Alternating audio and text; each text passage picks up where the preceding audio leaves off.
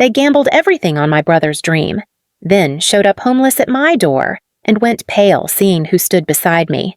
For 35 years, I was the responsible daughter, the one who paid bills, fixed problems, stayed invisible. My brother? The golden child who could do no wrong, even when wrong cost them everything. When they demanded I sell my house to save theirs, something inside me finally broke. I said no and disappeared completely. 6 months of silence, 6 months of freedom. Then the doorbell rang and their nightmare became real. Before you judge me, let me take you back to where this really started. The dinner that changed everything. And hey, if you've ever been the family ATM, hit subscribe. This story gets wild and you'll want to see where it ends. Trust me, the mashed potatoes were perfect. Mom always made them perfect for Thanksgiving. I watched her spoon an extra helping onto Dylan's plate without him asking, the way she'd done since we were kids. My plate sat half empty across the table, but her eyes never drifted my way.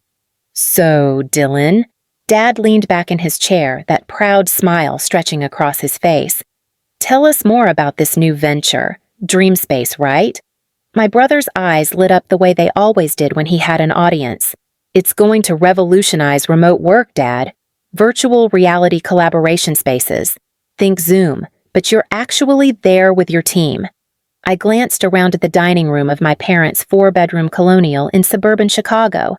Every framed photo on the wall told the same story.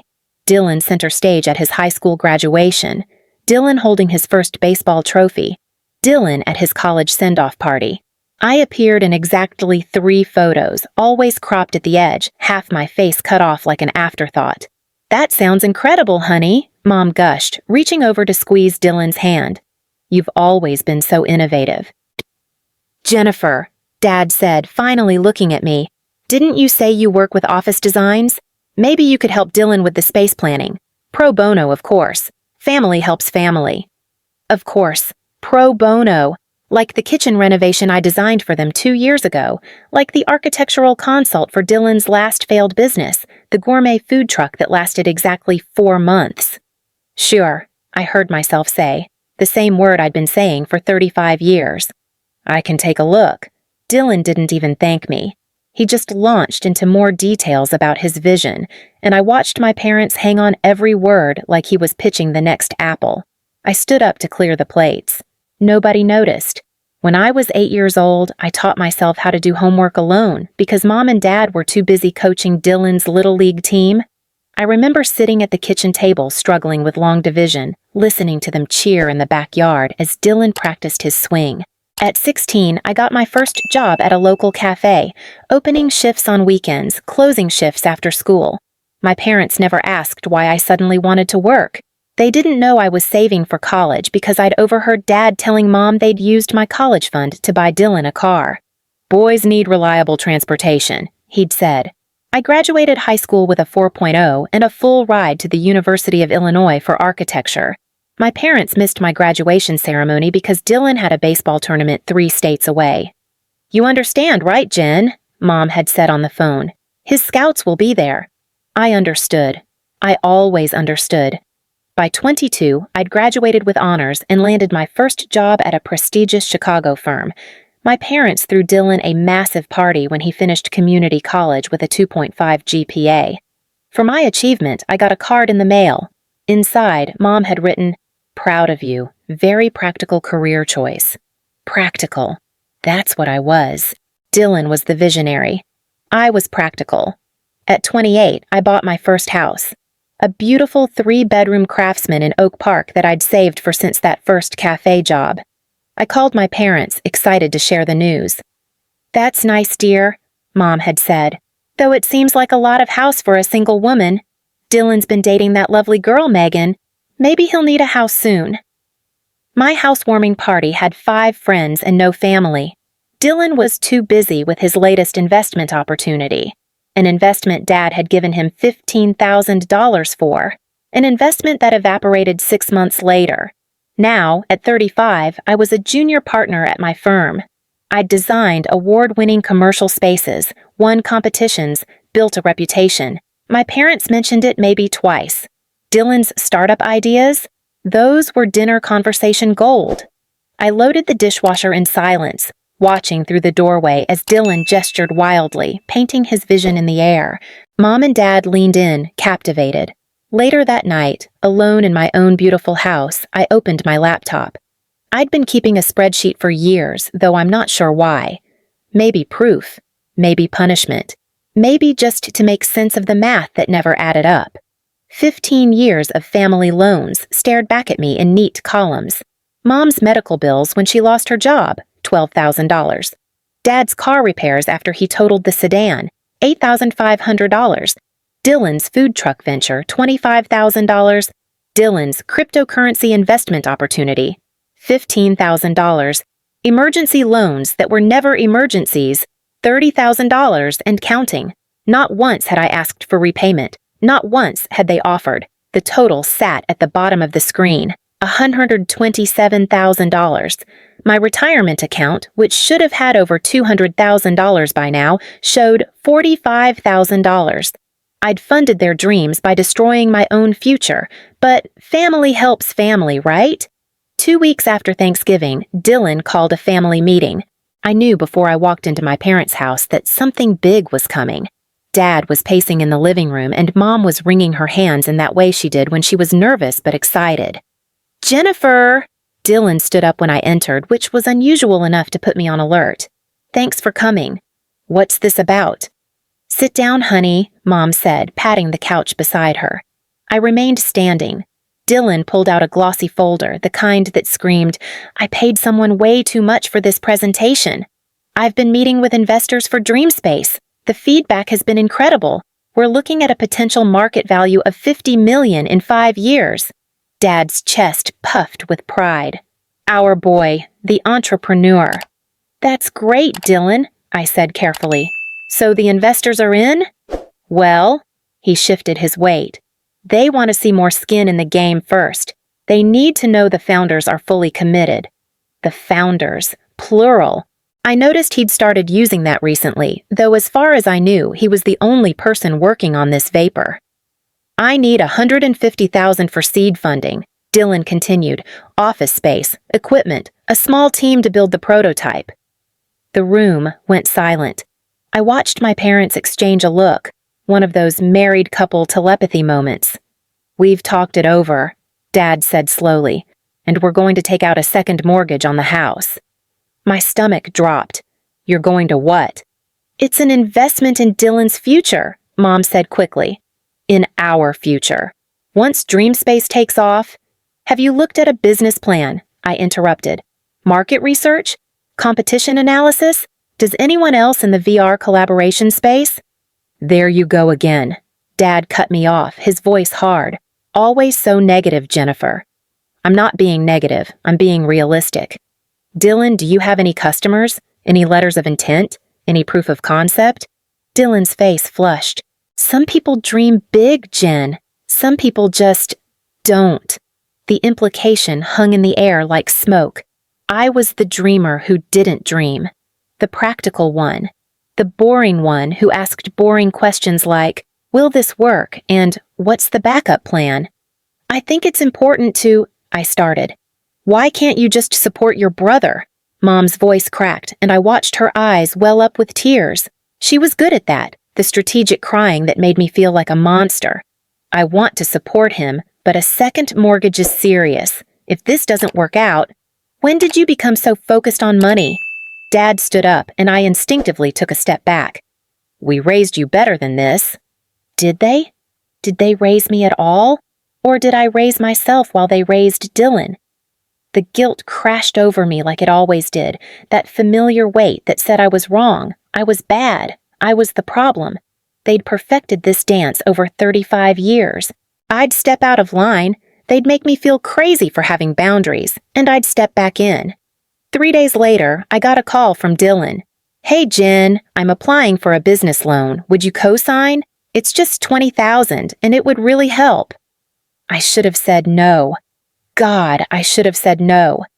Just $20,000 were the words that haunted me for the next 6 months.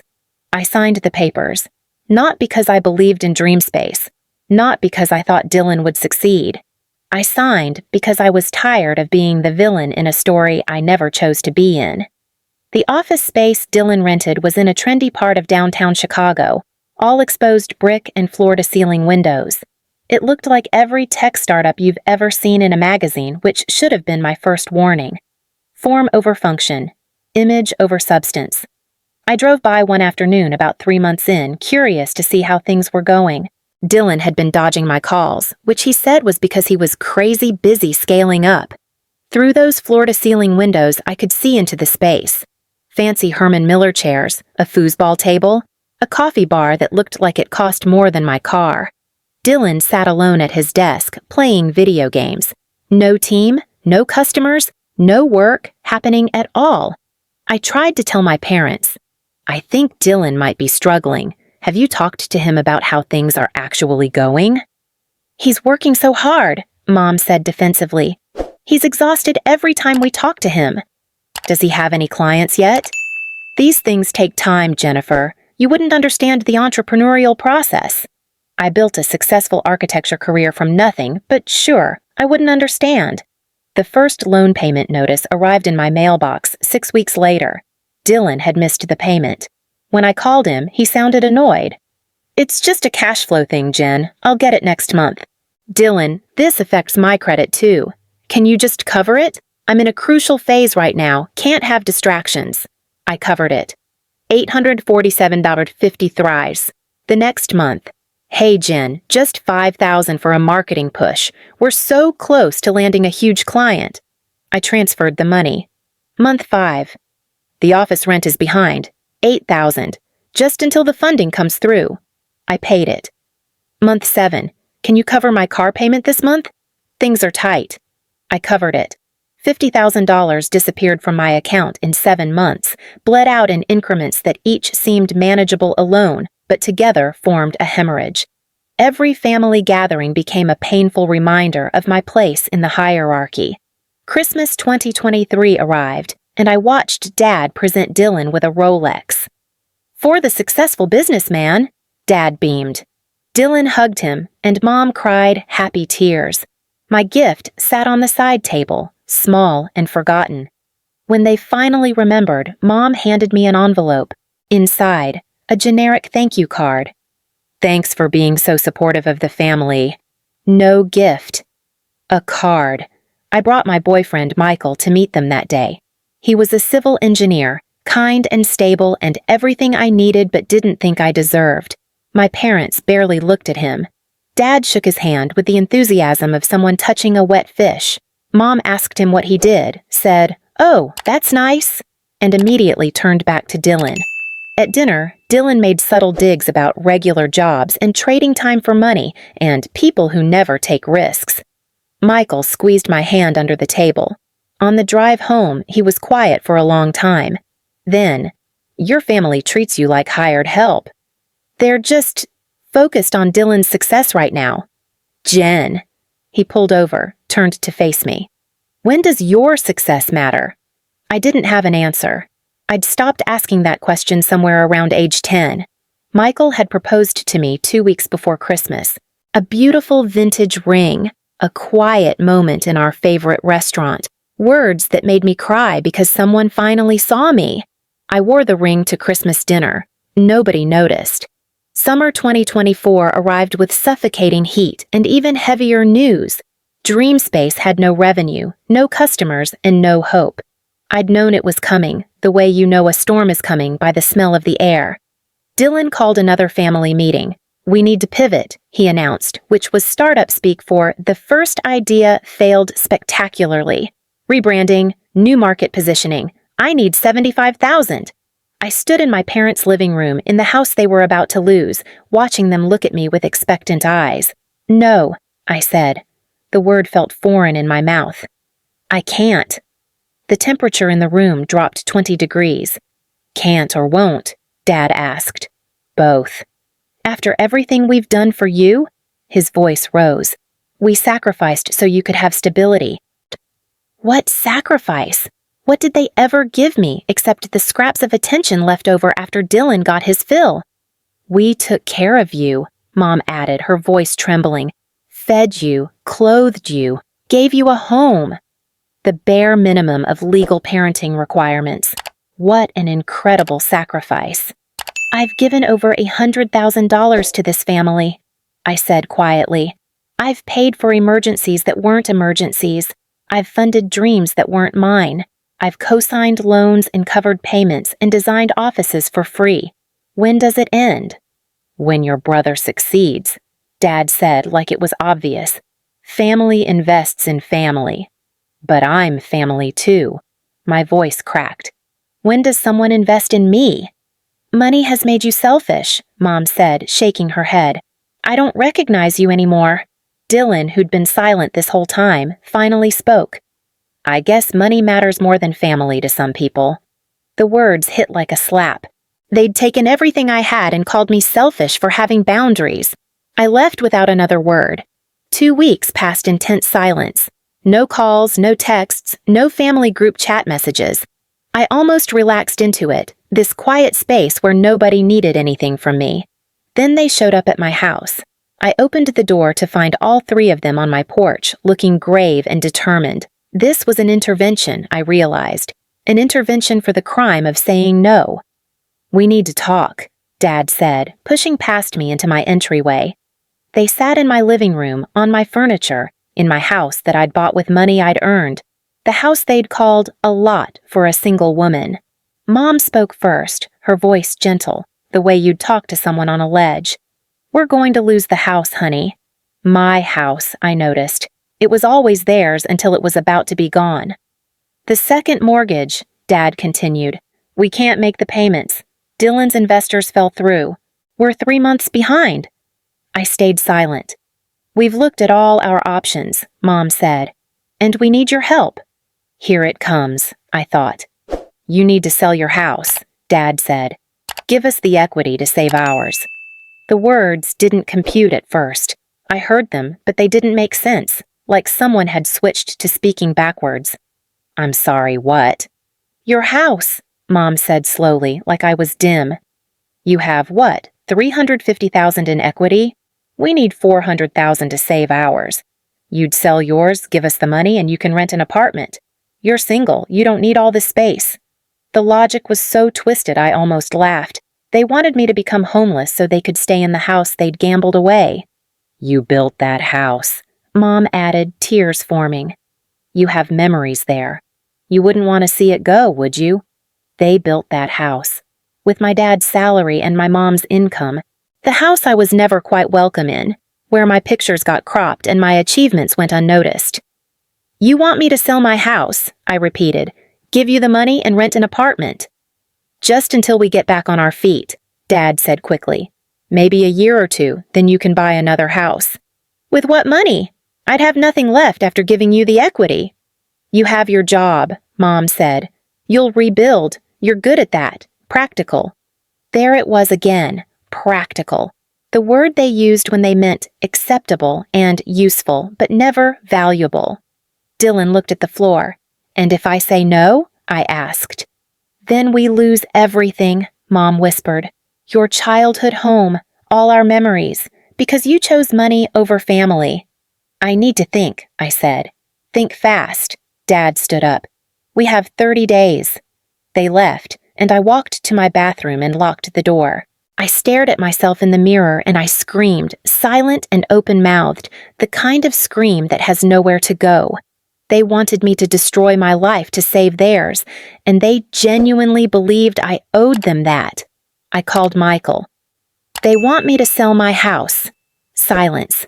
Then, what? I explained everything, the mortgage, Dylan's failure, their demand, the 30-day deadline. You can't, Michael said. Jen, you cannot do this. They're my family. No. His voice was harder than I'd ever heard it. Family doesn't bleed you dry and call it love. That night, I couldn't sleep. I sat at my kitchen table, staring at my laptop screen. My retirement account, $45,000. My savings, depleted. My house, the only thing I had left. If I did this, I'd have nothing. No safety net, no future, no home. They'd given me nothing but bills and burdens and blame, and they called it family. At 3 a.m., the decision crystallized. I called a family meeting of my own, my house, my rules. They arrived looking hopeful, like this was my white flag. Michael sat beside me on the couch, and I watched my parents' eyes narrow when they saw him. "I've made my decision," I said. Mom leaned forward, relief flooding her face. "I've given this family over $100,000 in the last 15 years. I've paid your bills, funded Dylan's dreams, co-signed loans, covered emergencies that were never emergencies. I never asked to be repaid. I never asked for thanks. I just gave and gave and gave. And we appreciate," Dad started, "but asking me to lose my home, to destroy my financial future, that's where it ends." The hope drained from their faces. "I'm not selling my house. I'm not giving you money. I'm done." Mom stood up and her face transformed into something I'd never seen before. The gentle mother mask cracked and fell away. "You were always the insurance policy," she said, voice cold as winter. "Dylan had potential. You had stability. We invested in him because he could be something. You're just a worker bee." The words landed like stones. Dad nodded slowly. "Your job was to support this family. That's what practical means." Dylan stared at the floor, saying nothing. His silence was louder than their words. "I see," I said quietly. "I was never your daughter. I was your backup plan." "Don't be dramatic," Mom snapped. "We're trying to save our home." "Get out," I said. "Get out of my house." "You'll regret this when we're dead," Mom hissed. "I regret the last 35 years. The words hung in the air like smoke. Dad's face went purple. Mom's mouth opened and closed. Dylan finally looked up, something like guilt flickering in his eyes. "Out," I repeated. They walked to the door. Dylan paused, looked back at me. I saw him wrestling with words he'd never say. "Don't," I said. He left. I closed the door behind them and locked it. Then I collapsed on the floor, and Michael held me while I cried for the first time in years. Not sad crying, rage crying, grief crying. The kind of crying that comes from mourning something that never existed. I cried for the parents I deserved and never had. For the childhood where someone noticed me. For 35 years of being invisible in my own family. Michael didn't say anything. He just held me until the tears stopped and the sun came up. When I finally caught my breath, I looked at him. Did I just make the biggest mistake of my life? "No," he said firmly. "You finally stopped making them." The first week was the hardest. I blocked all their numbers, but the notifications still came through. 47 missed calls in the first 24 hours. Then the voicemails started piling up, little bombs of guilt I refused to detonate. The flying monkeys came next. That's what they call them in therapy, I'd learn later. Extended family members deployed to make you feel crazy for having boundaries. Aunt Marie called first. "Jennifer, I heard about the situation with your parents. Family is forever, honey. You can't just abandon them. Did they tell you they wanted me to sell my house? Well, they're in a difficult position. Did they tell you I've given them over $100,000? Silence. Then, family helps family.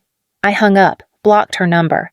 Uncle Tom called next, then Cousin Rachel, then people I hadn't spoken to in years, all suddenly concerned about my soul and my duty and how disappointed Grandma would be if she were alive to see this. I blocked them all. By day 3, I couldn't sleep. I'd lie in bed, staring at the ceiling, my mind running the same loop. Was I the monster? Had I really just abandoned my parents? What kind of daughter refuses to help?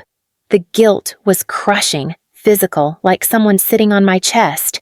Michael found me at 2 a.m. sitting at the kitchen table, staring at nothing. "Hey," he said softly, sitting beside me. "Talk to me." "What if I'm wrong?" My voice came out small. "What if I'm just selfish?" "Tell me about your role in the family," he said. "Describe it to me." I started talking. The words poured out. Every bill I'd paid, every crisis I'd solved, every achievement they'd ignored. I told him about teaching myself homework while they coached Dylan's baseball, about working at 16 to save for college, about graduating with honors to an empty ceremony, about buying my first house to the sound of crickets. You weren't their daughter, Michael said quietly. You were their parent. You've been parenting your parents since you were a kid. The words hit different hearing them out loud. But they're my family. Were you theirs? I didn't have an answer. The next morning, I called a therapist. Her name was Dr. Sarah Chen, and her first available appointment was in 3 days. I took it. Those 3 days felt like 3 years. I walked through my house like a ghost, noticing things I'd never noticed before.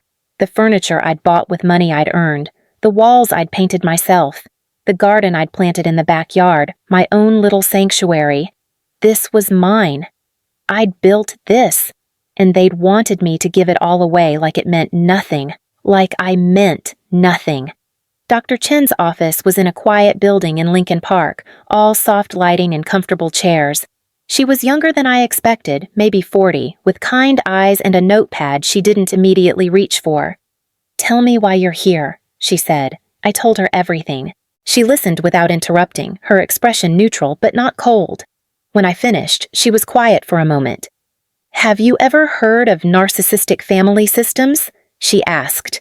I shook my head. She explained. Golden child and scapegoat dynamics, parentification, when a child is forced to become the emotional or financial parent. Emotional incest, where a parent inappropriately relies on a child for needs that should be met by another adult. Financial exploitation disguised as family obligation. "Does any of this sound familiar?" she asked. All of it. Every single word. She gave me a book to read, Will I Ever Be Good Enough by Dr. Carol McBride. I read it in one night, crying through most of it. Every page was my life. Every example could have been written about my family. I wasn't crazy. This had a name. There were other people who'd lived this. I wasn't alone. The anger came in session 4.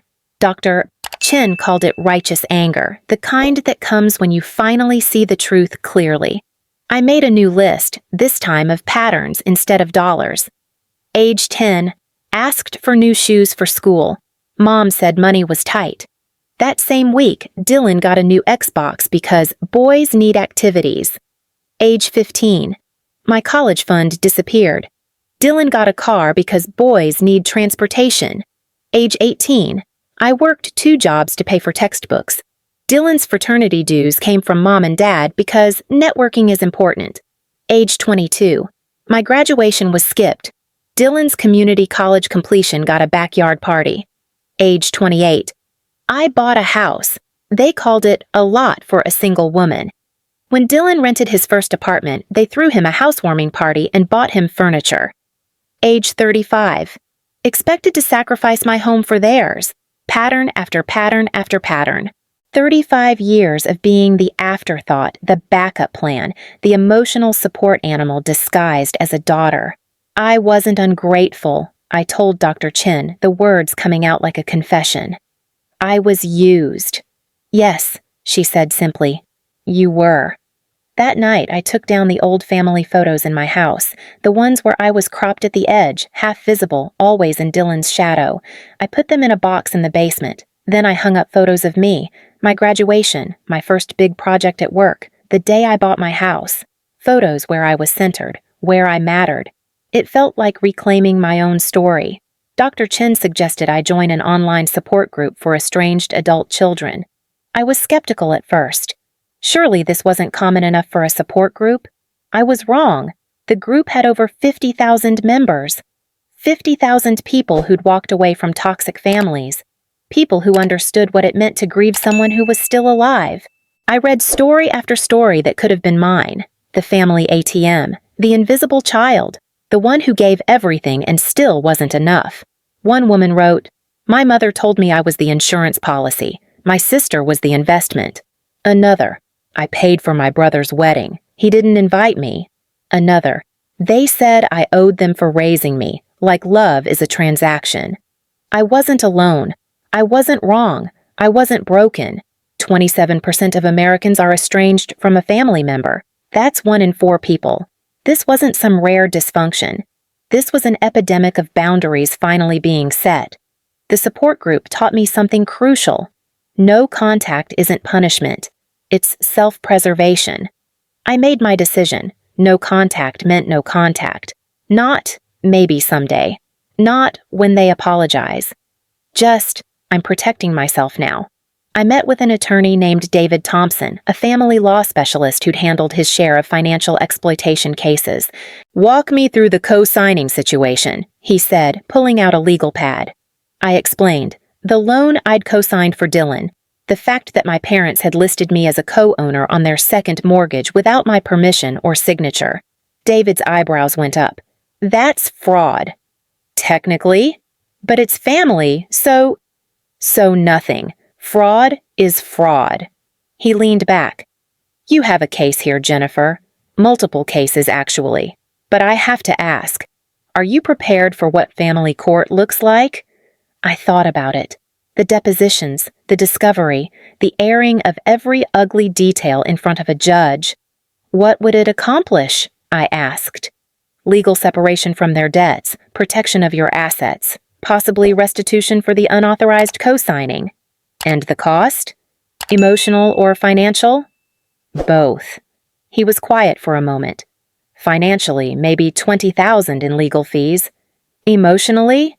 That's above my pay grade. But I will say this, sometimes the threat of legal action is enough. A cease and desist letter can be very effective. I paid him $500 to draft a formal cease and desist letter.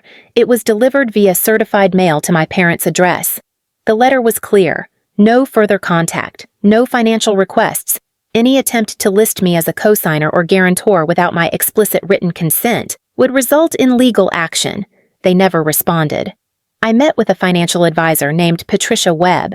She looked at my situation with professional sympathy, the kind that said she'd seen this before. "Let's do a full assessment," she said. "All assets, all debts, complete picture." The picture wasn't pretty. My retirement account was gutted, my emergency fund was gone, my only significant asset was my house.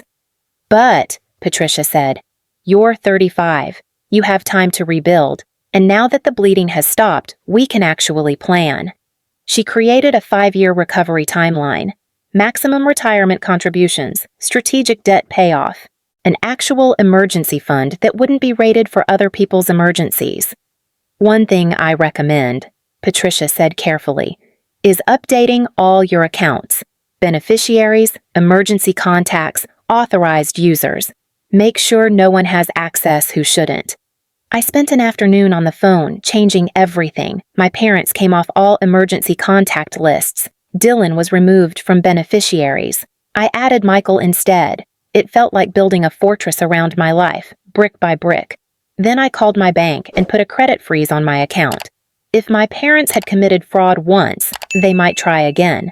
Patricia nodded approvingly when I told her, "You're protecting yourself. That's not selfish. That's survival." That evening, Michael and I sat on my back porch, watching the sun set over my garden. "Will you regret this?" he asked quietly. I thought about it, really thought about it. I regret not doing it sooner. What if they change?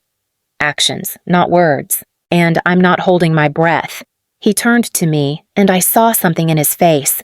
Determination, decision.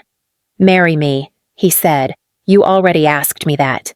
"I know, but I'm asking again. Marry me. Let's build our family, the kind where people see each other, where love isn't conditional on your bank account."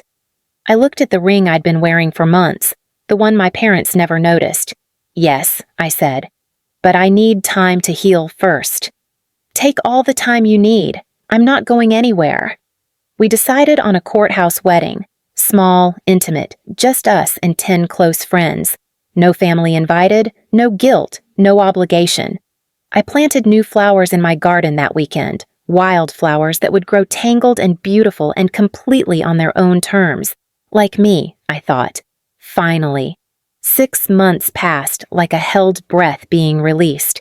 I went to therapy every week. I learned words for things I'd felt my whole life. Enmeshment, triangulation, flying monkeys, fog, fear, obligation, guilt. I learned that children don't owe their parents for basic care. I learned that, but their family isn't a reason to accept mistreatment. I learned that I deserved better. Not theoretically. Actually, work became easier when I stopped carrying the weight of family dysfunction. I threw myself into a major project, designing a community center for underserved neighborhoods. It won an award. I let myself feel proud. Michael and I got married on a Tuesday in April. I wore a simple white dress. He cried during our vows. Our friends cheered when the judge pronounced us married. No parents, no Dylan. No guilt, just joy. We honeymooned in Europe, 2 weeks in Italy, walking through ancient streets, eating pasta, drinking wine, being gloriously irresponsible with our time and money. I posted photos on social media, sunset in Rome, the Amalfi Coast, Michael and me laughing in front of the Trevi fountain. I didn't tag anyone. I didn't explain. I just existed, happy, in the digital space. When we got back, I had 15 voicemails from extended family members. I deleted them without listening. My phone had a beautiful feature called Block Contact, and I used it liberally. Through the grapevine, because there's always a grapevine, I heard updates about my parents and Dylan. They'd lost the house to foreclosure. The bank had taken it back 3 months after our last conversation. Dylan's startup had officially dissolved. No customers, no revenue, no hope. The Dreamspace office sat empty, furniture gathering dust. My parents were staying in a friend's basement. Dylan had moved back in with them, which meant 3 people crammed into someone else's space, charity cases pretending it was temporary. Dylan was working retail at a Best Buy. The golden child with the Rolex and the big dreams, selling TVs for $13 an hour. Aunt Marie called one last time before I blocked her. "Are you happy now? Look what you've done to them." "I didn't do anything to them," I said calmly. "Their choices created their consequences, just like my choices created mine." "You're heartless." "No, I just stopped setting myself on fire to keep them warm." I hung up, blocked her, felt nothing. The guilt I'd expected never came. Maybe I'd grieved it all already. Maybe I was just done. When people at work asked about my parents, I said simply, "We're not in contact." Most people respected that. The ones who pushed got a polite subject change. I learned that I didn't owe anyone my story. I didn't owe anyone an explanation. "We're not close" was a complete sentence. Michael got a promotion at work. We celebrated with dinner at an expensive restaurant, the kind I'd never have been able to afford if I'd kept bleeding money to my family. "Do you think they'll try to contact you when the baby's born?" Michael asked. I was 3 months pregnant. We just found out the week before. "Probably," I said, "and I'll protect our child the way they never protected me." "What does that look like?" "Teaching them their worth isn't conditional. That love isn't transactional, that they don't owe anyone access to their life just because of DNA." Michael reached across the table and took my hand. "You're going to be an amazing mother." "I'm going to be a different kind of mother." That was the key, I realized. I couldn't undo my childhood, but I could make sure my child never felt invisible in their own family. It was a Sunday morning, exactly 6 months after I'd closed the door on my parents. Michael and I were in the kitchen making pancakes, that easy weekend rhythm we'd developed. The doorbell rang. I wasn't expecting anyone. We looked at each other, confused. I opened the door and felt my stomach drop. My parents stood on my porch, Dylan beside them. They looked like different people. Dad gaunt, aged 10 years and 6 months. Mom hollow-eyed, her hair grayer than I remembered. Dylan defeated, shoulders slumped, all the golden boy shine gone. "Jennifer," Mom's voice cracked. "We have nowhere else to go." I stared at them. Every therapy session, every boundary I'd built, every moment of healing crystallized in that instant. Dad opened his mouth. "We're your parents. You owe us." "Stop," I said. The word came out cold, hard. "Don't finish that sentence." Mom tried next. "We made mistakes, but we're sorry. We need help." "You're sorry you're homeless. You're not sorry for how you treated me." Dylan shifted, looked at his shoes. "Jen, No." I held up my hand. "You had 35 years to speak up. You don't get to start now." Behind me, I heard Michael walk up. His presence at my back felt like armor.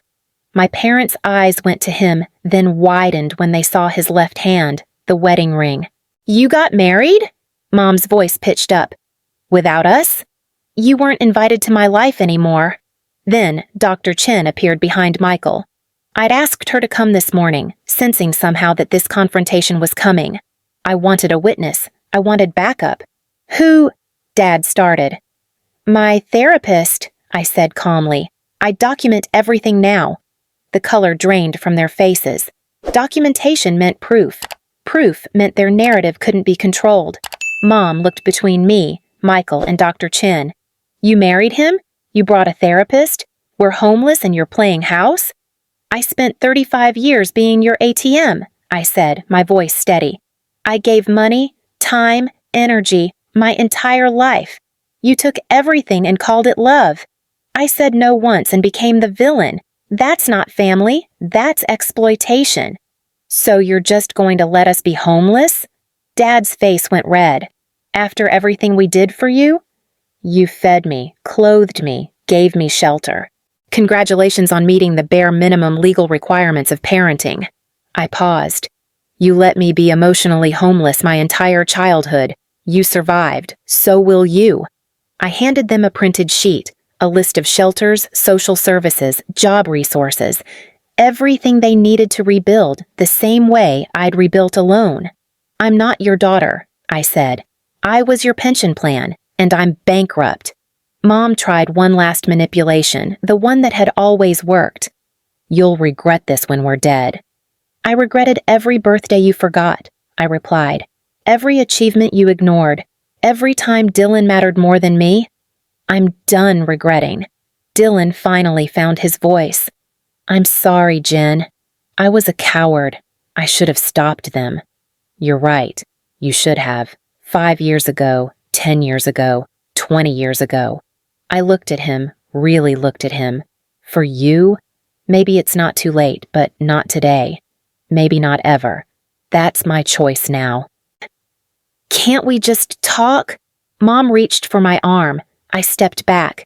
"Don't touch me. Don't call me. Don't show up here again. I have a lawyer. I have documentation, and I have boundaries. Test them and find out what happens." Dad's face cycled through emotions. Anger, disbelief, something that might have been grief. I felt nothing. "Goodbye," I said and closed the door.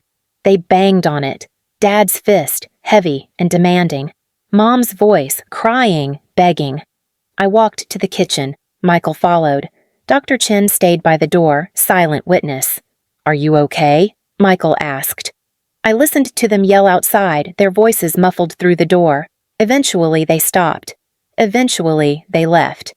"Yeah," I said. "I really am." 1 year later, my life looked nothing like it had before. I'd been promoted to senior partner at my firm. My retirement account was slowly rebuilding. My house felt like home instead of a museum of obligation. The baby came in March, a girl. We named her Sarah, after Dr. Chen, who'd helped me build the life that made this moment possible. I held my daughter in the hospital, this tiny, perfect human, and made her a promise. "You will never be invisible. You will never be the backup plan. You will always know your worth." Michael stood beside me, tears in his eyes. "She's perfect." "Yeah," I said. "She is." Through extended family, because the grapevine never truly dies, I learned my parents were working minimum wage jobs, sharing a studio apartment. Dylan was in therapy, genuinely working on himself for the first time in his life. He hadn't tried to contact me. The extended family had stopped calling. They'd found a new scapegoat, apparently. Someone else to blame, someone else to fix things. I felt nothing about any of it, not joy in their suffering, not guilt for their situation. Just neutral. They'd made their choices. I'd made mine. My phone stayed quiet. My boundaries held. My life bloomed. When Sarah was 6 months old, we took her to the park. I pushed her on the baby swing, watched her laugh at the sky, marveled at how someone so small could contain so much joy. A woman approached, older, friendly. "Your daughter is beautiful. How old?" 6 months. "First time mom?" "Yes." "Any advice from your own mother you're following?" I thought about it. Yeah, actually. I'm doing the opposite of everything she did. The woman looked confused, then laughed awkwardly and walked away. Michael came up behind me, wrapped his arms around both of us. You good? Better than good. That night, I updated my blog, The Invisible Daughter.